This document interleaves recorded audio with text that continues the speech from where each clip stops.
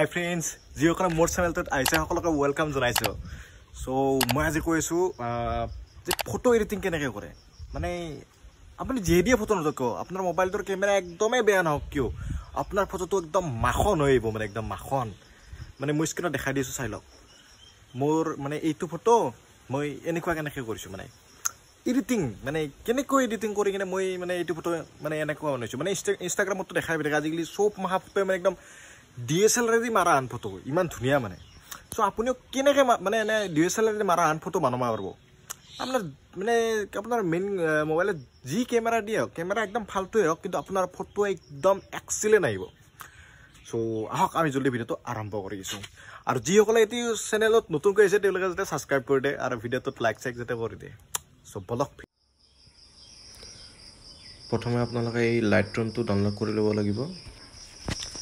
এইটো সফটওয়্যাৰ তাৰপিছত ইয়াত আপুনি তলত যে আছে এইটো ফটো এড কৰা সিম্বল তাত যাই কিনে আপুনি যিটো ফটো এডিট কৰিব এইটো ফটো আপুনি ইয়াত আনি ল'ব লাগিব। মই ইয়াত আনি লৈছো এইটো ফটো চাব পাৰে যে এইটো ফটোত বহুত মানে ডিটেইলিংটো কমকৈ আছে আৰু বহুত মানে কালাৰটো ভালকৈ আহা নাই। এইটো আমি কেনেকৈ এডিটিং কৰিম সেইটো মই দেখাই দিছো। ইয়াত সাইডত ৰাইট সাইডে ইয়াত অপচন কেইটা আছে। প্ৰথম কেইটা অপচন আপুনি যেতিয়া এই সফটওয়্যাৰটো কিনিব পইচাৰে তেতিয়া পাব আৰু বাকি কেইটা ফ্ৰীতে আছে। ইয়াত ফাৰ্স্ট আমি অটোত ক্লিক কৰি দিছো। সো অটোত ক্লিক কৰি দিলে এনেকুৱা হয়। সো অটোত কৰাত কি এডজাস্ট কৰিলে বেছি ভাল হয়। মই এডজাস্ট কৰি দেখাই দিছো। এতিয়া এডজাস্ট কৰি দেখাইছো। এইটো তলত আছে লাইট, ইয়াত আছে এক্সপ'জাৰটো মানে ফটোটোত ব্ৰাইটনেছটো বঢ়ায়। মানে ফটোটোত যেটো পোহৰ আছে পোহৰটো যদি কোনোবা ফটোত যদি পোহৰ নাথাকে তেতিয়াহ'লে ইয়াত পোহৰটো এডজাস্ট কৰিব পাৰে। এইটো 0.70 মান কৰি দিছো। কন্ট্ৰাষ্টটোৰো এনেকুৱাই কাম। কন্ট্ৰাষ্টৰ ফটোটোত মানে পোহৰটো আনে।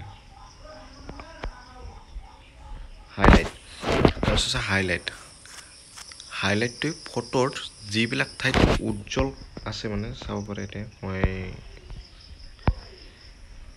যিবিলাক ঠাই বগা সেইটো মানে হাইলাইট কৰি তোলে। অকল বগা মোৰ কেপটো চাব পাৰে। এই ওপৰৰ কেপটো বেছি বগা কৰি দিছে যেতিয়া মই 100% কৰি দিছো। আৰু যেতিয়া মই ইফালে -100 কৰি দিছো তেতিয়া কেপটোৰ কালাৰটো চেঞ্জ হৈ গৈছে। সো এতিয়া আপুনি আপোনাৰ এডজাস্ট অনুযায়ী কৰিব লাগিব যেটো আপুনি ভাল দেখা পায়। তাত মই 48 কৰি দিছো, সৰি 28 কৰি দিছো। তাৰ পিছতটো আছে শ্যাডো মানে আন্ধাৰ মানে কলা মই দেখাই দিছো। ইয়াত চক যেটো মোৰ কেপত যেটো ফাৰাৰীৰ ঘৰটো আছে এই ঘৰটোত কলা ৰংটো চক বেছি উজ্জ্বল হৈ গৈছে। আৰু মই যেতিয়া এইফালে দিম তেতিয়া কলা ৰংটো কমি গৈছে। এটা আপুনি আপোনাৰ এডজাস্ট অনুযায়ী দিব লাগিব। মানে আপোনাৰ যেটোত ভাল লাগে আপুনি তেনেকৈ দিব লাগিব। মই এটো আৰু বেকগ্ৰাউণ্ডটো চাব পাৰে। বেকগ্ৰাউণ্ডটো চেঞ্জ হৈ আছে। বেকগ্ৰাউণ্ডত যিবিলাক শ্যাডো আছে এইবিলাক চেঞ্জ হৈ আছে। এইটো নাম্বাৰটো কম বাৰা কৰাৰ লগে লগে এইটো মই 29 কৰি দিছো। আৰু এতিয়া আছে তলত হোৱাইটটো একে ধৰণে কাম কৰে। ফটোটোত মানে ব্ৰাইটনেছটো বঢ়ায়। এইটো 52 কৰি দিছো। আৰু ব্লেকৰো কাম একে ফটোটো কলা বগা কৰে। মানে সব বেকগ্ৰাউণ্ডটো কলা আছে বা ফটোটো কলা আছে। এইটো মই এইটো ভাল হ'ব চাগে -10 কৰি দিছো। সো ইয়াৰ কামটো শেষ। তাৰপিছত আহিব আমি তাৰ তলটো টেম্পাৰেচাৰ। যতে টেম্পাৰেচাৰটো কম বেছি কৰিব পাৰে যে যেনেকুৱা লাগে আপোনাক। ঠাণ্ডা দিন হ'লে ঠাণ্ডা, এইটো ঠাণ্ডা দিন হ'লে কুল হান লাগে অলপ। তাৰপিছত গৰমৰ দিনতে অলপ বেছি কৰি দিব লাগে।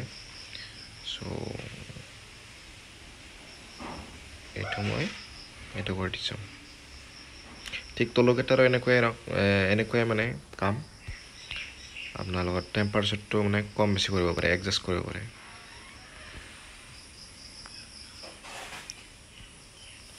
তাৰপিছত 14 স্যাচুৰেশনটো মই অলপমান বঢ়াই দিছো। 7 কৰি দিছোঁ এইটো হে তাৰপিছত ইয়াত ওপৰত যে ৰাইট সাইডৰ ওপৰত যে কালাৰ আছে এইকেইটাৰ দ্বাৰা আৰু আমি ফটোটোত ডিটেইলিংটো ভৰাব পাৰোঁ মানে এটা প্ৰথমটো ৰেড আছে ৰেডটো এই মোৰ পিকচাৰটোত যিবিলাক বস্তু ৰেড আছে এইবিলাক মানে বেছি কৰিব পাৰে ৰেডটো তাৰপিছত লিপছকেইটা ৰঙা ৰং আহি গৈছে ইয়াৰ ফালে দিলে অলপ মানে ৰংটো বেলেগ হৈ গৈছে মটিয়া কালাৰ হৈ গৈছে -40 মান কৰি দিছোঁ ইয়াতো স্যাচুৰেশনটো এনেকৈ কম বেছি কৰিব পাৰি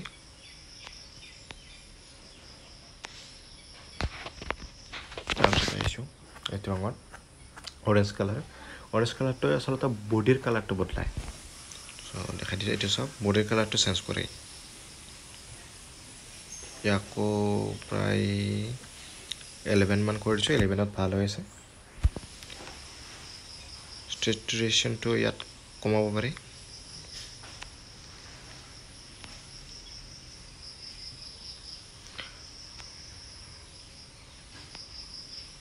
তাৰপিছত ইয়াত +4 কৰি দিছোঁ তাৰপিছত এইটো আহিছে হালধীয়াটো পিছপাৰৰ যে লাইটবোৰ আছে এইবিলাক চেঞ্জ কৰিব পাৰি মানে যিবিলাক ফটোটোত যিবিলাক হালধীয়া আছে সেইবিলাক চেঞ্জ কৰিব পাৰি এটা চাই লওক পিছপাৰৰ লাইটটো সেউজীয়া হৈ গৈছে অৰেঞ্জ কালাৰ হৈ গৈছে এইটো অৰেঞ্জ কালাৰ হৈ গৈছে এইটো হালধীয়া হৈছে চ' এইটোৱে থাকক এইটো বেছি ইফেক্ট নকৰে অকল বেকগ্ৰাউণ্ডটোতে ইফেক্ট কৰি আছে মানে বেকগ্ৰাউণ্ডটোত যিহেতু হালধীয়া ৰং আছে সেইকাৰণে গ্ৰীণটোত চাইছোঁ গ্ৰীণটোতো প্ৰায় নাই ব্লু কৰিছোঁ ব্লুটোত মোৰ চাৰ্টটোৰ কালাৰটো চেঞ্জ হৈ আছে এইটো চাৰ্টটোৰ কালাৰটো চেঞ্জ হৈ আছে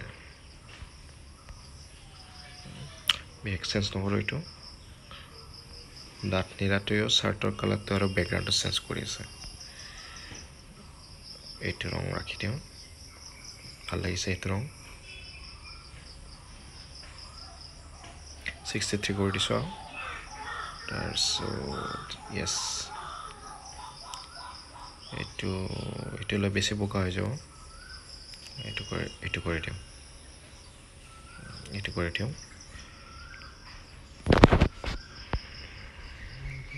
তাৰপিছত এইটো চাওক যিটো বেঙুনীয়াটো পিছফালৰ বেকগ্ৰাউণ্ডৰ যে ব্লাড হৈছে না তাৰে ৰংটো চেঞ্জ কৰি আছে এইকেইটাৰ বিশেষ কাম নাই যিহেতু ফটোটোত নাই এইকেইটা কালাৰ চ' নাই তাৰপিছত ইয়াত মই ডান কৰি দিছোঁ ডান কৰি কিনে আৰু আমি লাইটত যাম লাইটত এক্সপ'জাৰটো অলপ মানে কম বেছি কৰি মিলাম এতিয়া ফটোটো এইটো চাওক তাৰপিছত কণ্ট্ৰাষ্টটো অলপ লাগিব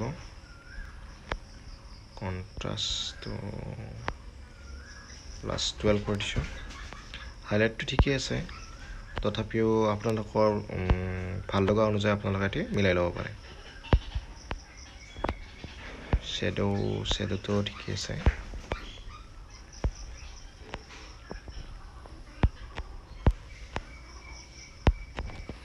তাৰপিছত আপোনাৰ হোৱাইট বেলেঞ্চ কৰিব পাৰে তাৰপিছত একেবাৰে শেষত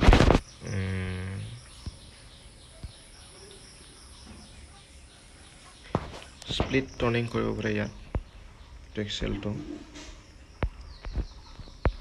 এনেকৈ চেঞ্জ কৰিব পাৰে ক্লিয়াৰিটি আনিব পাৰে ফটোটোত চব কেনেকুৱা হৈ গৈছে মুখখনত ক্লিয়াৰিটি আনিব পাৰে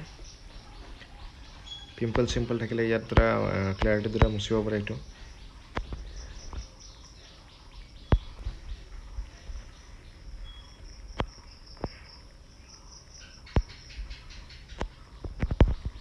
বাকী তলৰ এইকেইটা ইমান বেছি কাম নাই তাৰপিছত অৱশেষত এইটোত যাই আপুনি ছেভ কৰিব পাৰিব মই ছেভ কৰি দেখাই দিছোঁ দুটা ফটো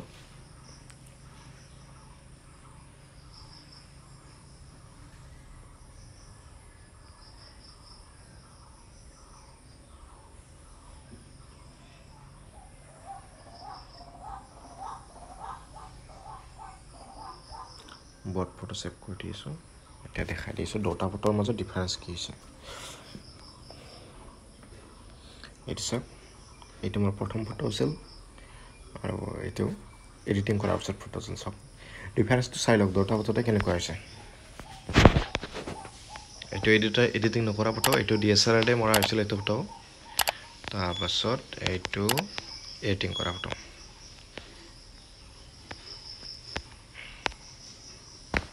আৰু এনেকৈয়ে মানে ফটোকেইটা একদম মাখন কৰিব পাৰি সো আশা কৰোঁ ভিডিঅ'টো চাই নিশ্চয় ভাল পাইছে আৰু যদি ভাল পাইছে লাইক এটা কৰি দিব আৰু যদি চেনেলটো নতুনকৈ আহিছে তেতিয়াহ'লে ছাবস্ক্ৰাইব কৰিব নাপাহৰিব আজিলৈ ইমানেই থেংক ইউ বাই বাই